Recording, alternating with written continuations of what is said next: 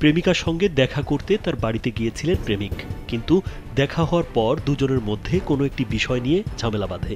বাকবিতণ্ডা চরমে পৌঁছালে রেগে ঘর থেকে বেরিয়ে আসেন প্রেমিক। তাকে থামাতে তার পিছু পিছু দৌড় দেন প্রেমিকাও। দৌড়ে গিয়ে পেছন থেকে প্রেমিককে জড়িয়ে ধরেন তিনি, কিন্তু গতির কারণে তিনতলার বারান্দায় রেলিংয়ে ধাক্কা খান দুজন। এতে রেলিং ভেঙে দুজন নিচে পড়ে যান। আলোচিত এই ঘটনা ঘটেছে পেরুতে। তাদের পড়ে যাওয়ার দৃশ্য ঘরের বাইরে থাকা সিসি ক্যামেরায় ধরা পড়েছে। জানা গেছে ওই তরুণীর নাম এমিলি এবং তার প্রেমিকের নাম হেনরি। যুবক পড়ে যাওয়ার পর স্থানীয়রা সঙ্গে সঙ্গে তাদের হাসপাতালে নিয়ে যান, কিন্তু মাথায় আঘাত লেগে প্রচুর রক্তক্ষরণের কারণে চিকিৎসাধীন অবস্থাতে মৃত্যু হয় এমিলির। ওয়ালটন এখন দেশের সীমানা পেরিয়ে পৌঁছে গিয়েছে 50টিরও বেশি দেশে। ওয়ালটন, ঘরে ঘরে বিশ্বজুড়ে।